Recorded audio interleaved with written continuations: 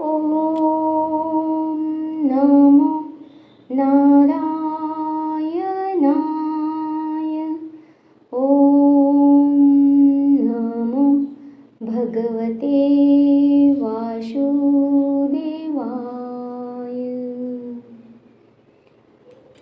तो आज मैं आप लोगों को श्रीमद् भागवतम के आगे की कथा का रसामृत पान करवाने जा रही हूँ। कथा को भक्तिपूर्वक सुनिएगा तथा आत्मसात कीजिएगा, क्योंकि बिना आत्मसात के सुनना, पढ़ना, कहना सब व्यर्थ ही रहता है। इसीलिए पढ़ें, सुने या कहें, उसे आत्मसात करें, तभी वह सार्थक होता है। वह कहना, सुनना, पढ़ना तभी सार्थक होता है जब उसे हम आत्मसात करते हैं। तो कथा को भक्तिपूर्वक सुनिएगा और कथा का आत्मसात कीजिएगा। तो यहाँ प्रसंग चल रहा था नारद जी और व्यासदेव जी के बीच, नारद जी के पूर्व जन्म के संबंध में। तो इसी तारतम्य में सूत गोस्वामी जी कहते हैं कि हे ब्राह्मणों, इस तरह श्री नारद के जन्म तथा कार्यकलापों के विषय में सब कुछ सुन लेने के बाद ईश्वर के अवतार तथा सत्यवती के पुत्र जो हैं श्री व्यासदेव जी, उन्होंने नारद जी से इस प्रकार से पूछा कि हे नारद जी, आपने उन महामुनियों के चले जाने पर क्या किया जिन्होंने आपके इस जन्म के प्रारंभ होने से पूर्व आपको दिव्य वैज्ञानिक ज्ञान प्रदान किया था? तो उन लोगों के चले जाने के बाद आपने क्या किया था? हे ब्रह्मा के पुत्र, आपने दीक्षा लेने के बाद किस प्रकार जीवन बिताया और यथा समय अपने पुराने शरीर को त्याग कर आपने यह शरीर कैसे प्राप्त किया? हे महामुनि, समय आने पर काल हर वस्तु का संहार कर देता है, अतएव यह कैसे संभव हुआ है कि यह विषय जो ब्रह्मा के इस दिन के पूर्व घटित हो चुका है, अर्थात वर्तमान जो समय चल रहा है उसके पहले घटित हो चुका है। ब्रह्मा का जो अभी वर्तमान दिन चल रहा है, इस दिन के पूर्व दिन में घटित हो चुका है, तो अब भी आपकी स्मृति में काल द्वारा अप्रभावित जैसे का तैसा बना हुआ है। पूर्व जन्म की कथा, ब्रह्मा के पूर्व दिन की कथा आपको अभी भी जैसे का तैसा ही आपकी स्मृति में बना हुआ है। तो व्यास जी के इस प्रकार के प्रश्न को सुनकर नारद जी कहते हैं कि हे व्यासदेव जी, जिन महर्षियों ने मुझे अध्यात्म का व्यवहारिक ज्ञान प्रदान किया था, वे अन्य स्थानों को चले गए और मुझे इस प्रकार से अपना जीवन बिताना पड़ा। तो आगे कहते हैं कि वे किस प्रकार से अपना जीवन बिताएं। तो नारद जी कहते हैं, मैं अपनी माता का इकलौता पुत्र था। वह न केवल भोली भाली स्त्री थी, मेरी माता न केवल एक भोली भाली स्त्री ही थी बल्कि दासी भी थी। चूँकि मैं उनकी एकमात्र संतान था, अतः उनकी रक्षा का कोई अन्य साधन नहीं था। अतएव उसने मुझे अपने स्नेह पास में बांध कर रखा था। मेरी माता ने मुझे अपने स्नेह पास में बांध कर रखा था। तो वह मेरा लालन पालन अच्छी तरह से करना चाहती थी, लेकिन पराश्रित होने के कारण वह मेरे लिए कुछ भी नहीं कर पाती थी। तो यह संसार जो है परमेश्वर के पूर्ण नियंत्रण में है, भगवान के पूर्ण नियंत्रण में है। प्रभु जैसा चाहते हैं वैसा ही होता है। तो प्रत्येक व्यक्ति कठपुतली नचाने वाले के हाथ में किसी काठ की गुड़िया के समान है। प्रत्येक संसार का जो प्रत्येक व्यक्ति है वे कठपुतली की तरह है, जो नचाने वाले के हाथ में किसी काठ की गुड़िया के समान है। तो जब मैं केवल 5 वर्ष का बालक था तो एक ब्राह्मण की पाठशाला में रहता था। जब मैं 5 वर्ष का बालक था तब मैं एक ब्राह्मण की पाठशाला में रहता था। मैं अपनी माता के स्नेह पर आश्रित था और मुझे विभिन्न क्षेत्रों का कोई अनुभव नहीं था। मैं केवल अपनी माता पर ही आश्रित था। एक बार जब मेरी माँ रात के समय गाय दूहने जा रही थी तो उसी समय परम काल से प्रेरित एक सर्प जो है मेरी माता के पाँव में आकर डस लिया और मेरी माता की मृत्यु हो गई। तो मैंने इसे भगवान की विशेष कृपा माना। मेरी माता को सांप का डसना और मेरी माता की मृत्यु हो जाना, इसे मैं भगवान की विशेष कृपा माना, क्योंकि वे अपने भक्तों का भला चाहने वाले हैं। भगवान जो है अपने भक्तों का भला चाहने वाले हैं। जिस प्रकार से अपने भक्तों की भला होता है वो उसी उपाय को करते हैं, उसी प्रकार को सुझाते हैं। तो मेरी माता को सांप का डसना और मेरी माता की मृत्यु हो जाना, ये भी भगवान की ही मुझ पर विशेष कृपा थी, क्योंकि मैं उनके माया के बंधन में बंधा हुआ था।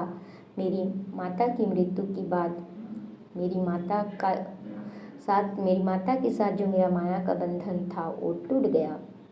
और इस प्रकार सोचता हुआ मैं उत्तर की ओर चल पड़ा। तो प्रस्थान करने के बाद मैं अनेक समृद्ध जनपदों, नगरों, गांवों, पशु क्षेत्रों, खानों, खेतों, घाटियों, पुष्प वाटिकाओं, पौधशालाओं तथा प्राकृतिक जंगलों से होकर गुजरा। तो मैं सोने, चांदी तथा तांबे जैसे विविध खनिजों के आगारों से परिपूर्ण पर्वतों तथा सुंदर कमलों से पूर्ण जलाशयों से युक्त भूभागों को पार करता रहा, जो स्वर्ग के वासियों के उपयुक्त थे और मदांध भौरों तथा चहचहाते पक्षियों से सुशोभित थे। ऐसे जगहों को, स्थानों को मैं पार करता हुआ चला जा रहा था। तब मैं अनेक जंगलों में से होकर अकेला गया, जो नरकटों, बांसों, सरपतों, कुशों, अपतृणों तथा गह्वरों से परिपूर्ण थे।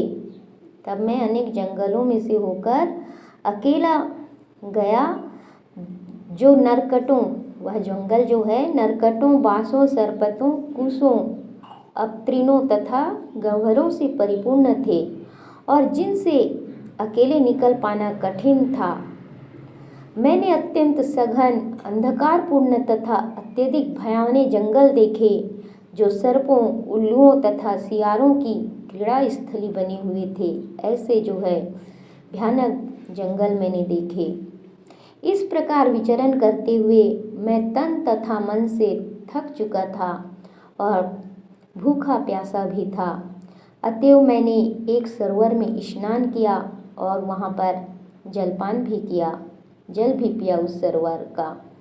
जल स्पर्श से मेरी थकान जाती रही। जैसे ही मैंने जल स्पर्श किया, जल के स्पर्श से मेरी जो थकान है वह जाती रही। उसके पश्चात उस वीरान जंगल में एक पीपल वृक्ष की छाया में बैठकर मैं अपनी बुद्धि से अपने अंतःकरण में स्थित परमात्मा का वैसे ही ध्यान करने लगा, जैसे जिस प्रकार से मुझे उन मुक्तात्माओं ने सिखाया था, उन मुक्तात्माओं से मैंने सीखा था। उसी प्रकार मैं परमात्मा का ध्यान करने लगा। ज्यों मैं अपने मन को दिव्य प्रेम में लगाकर, जैसे ही मैंने अपने मन को भगवान के दिव्य प्रेम में लगाकर भगवान के चरण कमलों का ध्यान करने लगा, वैसे ही मेरे नेत्रों से आंसू बहने लगे और भगवान श्री कृष्ण बिना विलंब किए ही मेरे हृदय कमल में प्रकट हो गए। तो हे व्यासदेव, उस समय प्रसन्नता की अनुभूति होने के कारण मेरे शरीर का अंग प्रत्यंग जो है पुलकित हो उठा। आनंद के सागर में निमग्न होने के कारण मैं अपने आप को और भगवान को भी न देख सका। मैं इतना आनंद सागर में विभोर हो गया कि मैं अपने आप को और भगवान को भी नहीं देख सका। भगवान का दिव्य रूप जैसा कि वह है मन की इच्छा को पूरा करता है और समस्त मानसिक संतापों को तुरंत दूर करने वाला है। अतः उस रूप के खो जाने पर मैं व्याकुल होकर उठ खड़ा हुआ। जैसा कि प्रायः अपने अभीष्ट के खो जाने पर होता है, वैसे ही मैं भी भगवान के रूप के खो जाने पर व्याकुल होकर उठकर खड़ा हो गया। मैंने भगवान के उस दिव्य रूप को पुनः देखना चाहा, लेकिन अपने हृदय में एकाग्र होकर उस रूप का दर्शन करने के सारे प्रयासों के बावजूद भी मैं उन्हें दोबारा फिर से नहीं देख सका। इस प्रकार असंतुष्ट होने पर मैं अत्यधिक संतप्त हो उठा। वह एकांत स्थान में मेरे प्रयासों को देखकर समस्त लौकिक वर्णन से परे जो भगवान हैं, वे मेरे शोक को दूर करने के लिए अत्यंत गंभीर तथा सुखद वाणी से मुझसे कहा। तो भगवान मुझसे कहते हैं, हे नारद, मुझे खेद है कि तुम इस जीवन काल में अब मुझे नहीं देख सकोगे। जिनकी सेवा अपूर्ण है और जो समस्त भौतिक कलमश से पूर्ण रूप से मुक्त नहीं हैं, वे मुश्किल से ही मुझे देख पाते हैं। जिनकी सेवा अपूर्ण है मेरे प्रति और जो समस्त भौतिक कलमश से पूर्ण रूप से मुक्त नहीं हैं, वे मुश्किल से ही मुझे देख पाते हैं। अतः तुम मुझे नहीं देख सकोगे। हे निष्पाप पुरुष, तुमने मुझे केवल एक बार देखा है और यह मेरे प्रति तुम्हारी इच्छा को उत्कट बनाने के लिए है। तुमने जो मुझे एक बार देखा है वह मेरे प्रति तुम्हारी इच्छा को उत्कट बनाने के लिए है कि तुम मुझे देखने के लिए और लालायित हो और मेरे प्रति आकर्षित हो। क्योंकि तुम जितना ही अधिक मेरे लिए लालायित होगे, उतना ही तुम समस्त भौतिक इच्छाओं से मुक्त होते जाओगे और मुक्त हो सकोगे और मेरे निकट आ सकोगे। तो कुछ काल तक ही सही परम सत्य की सेवा करने से भक्त मुझ में दृढ़ एवं अटल बुद्धि प्राप्त करता है। भगवान नारद से कहते हैं कि कुछ काल तक ही सही परम सत्य की सेवा करने से भक्त मुझ में दृढ़ एवं अटल बुद्धि प्राप्त करता है, जिसके फलस्वरूप वह इस शोचनीय भौतिक जगत को त्यागने के बाद दिव्य जगत में मेरा पार्षद बनता है। मेरी भक्ति में लगी हुई बुद्धि कभी भी विच्छिन्न नहीं होती, यहाँ तक कि सृष्टि काल के साथ ही साथ संहार के समय भी मेरे अनुग्रह से तुम्हारी स्मृति बनी रहेगी।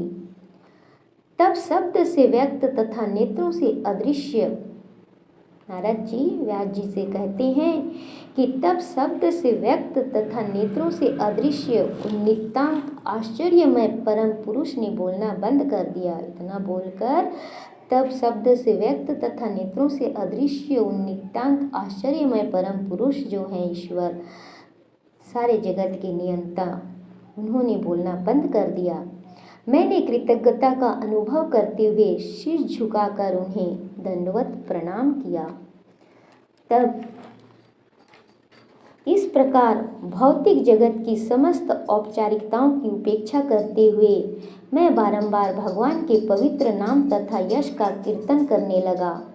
भगवान की दिव्य लीलाओं का ऐसा कीर्तन एवं स्मरण कल्याणकारी होता है।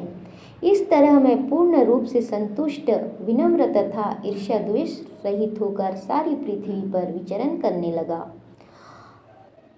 फिर हे ब्राह्मण व्यासदेव, आगे सुनिए। इस तरह मैंने कृष्ण के चिंतन में पूर्णतया निमग्न रहते हुए तथा किसी प्रकार की आसक्ति न रहने से समस्त भौतिक कलुष से पूर्ण रूप से मुक्त हो जाने पर यथा समय मृत्यु पाई। जिस प्रकार बिजली गिरना तथा प्रकाश कौंधना एक साथ होते हैं, उसी प्रकार सभी भौतिक कलुष से पूर्ण रूप से मैं मुक्त भी हो गया और मुझे मृत्यु भी आ गई। तो भगवान के पार्षद के लिए उपयुक्त दिव्य शरीर, उसके बाद मैं भगवान के पार्षद के लिए उपयुक्त दिव्य शरीर पाकर मैंने 5 भौतिक तत्वों से बने शरीर को त्याग दिया और इस तरह कर्म के सारे अर्जित फल भी समाप्त हो गए। मेरे कर्म के जो सारे अर्जित फल थे वे भी उसके साथ ही समाप्त हो गए। कल्प के अंत में जब भगवान नारायण प्रलय के जल में लेट गए तब ब्रह्मा जी समस्त सृष्टिकारी तत्वों सहित उनके भीतर प्रवेश करने लगे और उनके श्वास से मैं भी भीतर चला गया।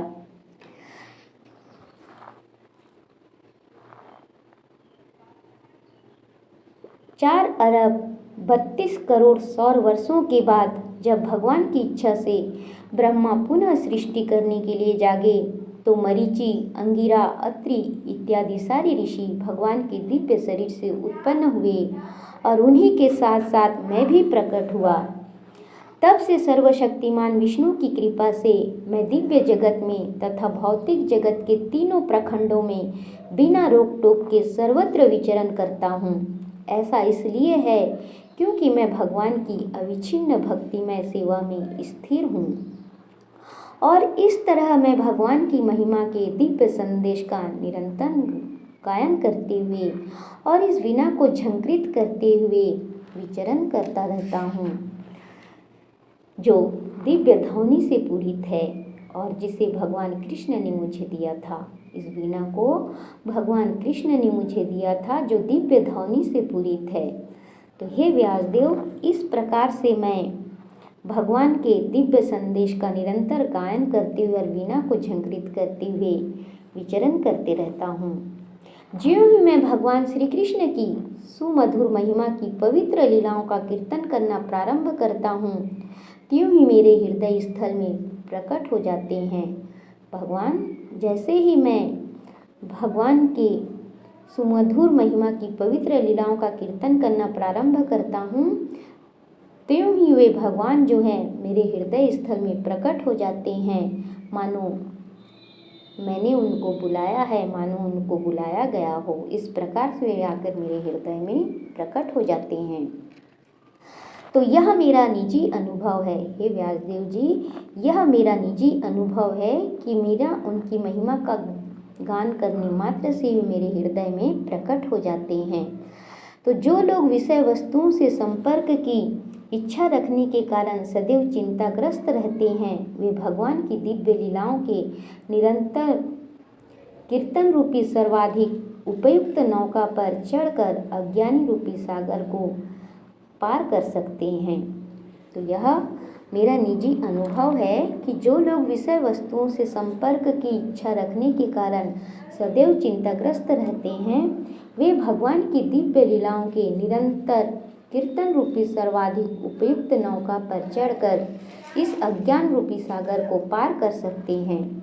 तो यह सत्य है कि योग पद्धति के द्वारा इंद्रियों को वश में करने के अभ्यास से मनुष्य को काम तथा लोभ की चिंताओं से राहत मिल जाएगी, किंतु इससे आत्मा को संतोष प्राप्त नहीं होगा, क्योंकि यह संतोष भगवान की भक्तिमय सेवा से ही प्राप्त किया जा सकता है। तो हे व्यासदेव, तुम समस्त पापों से मुक्त हो। इस तरह जैसा तुमने पूछा उसी के अनुसार मैंने अपने जन्म तथा आत्म साक्षात्कार के लिए किए गए कर्मों की व्याख्या की है। तो यह तुम्हारे आत्म संतोष के लिए भी लाभप्रद होगा। तुम्हारे मन में जो असंतोष का वातावरण उत्पन्न है, तो मेरी यह जो गाथा है यह तुम्हारे आत्म संतोष के लिए भी लाभप्रद होगा। तो सूत गोस्वामी जी शौनक आदि ऋषियों से कहते हैं कि इस प्रकार व्यासदेव को संबोधित करके नारद मुनि ने उनसे विदा ली और अपनी वीणा को झंकृत करते हुए वे अपनी उन्मुक्त इच्छा के अनुसार विचरण करने के लिए चले गए। तो देव ऋषि नारद धन्य हैं, क्योंकि वे भगवान की लीलाओं का यशोगान करते हैं और ऐसा करके वे स्वयं तो आनंद लूटते ही हैं और ब्रह्मांड के संतप्त जीवों को भी अभिप्रेरणा प्रदान करते हैं। तो आज की कथा यहीं तक, आगे की कथा फिर अगले भाग में। ओम नमो नारायणाय। ओम नमो भगवते वासुदेवाय।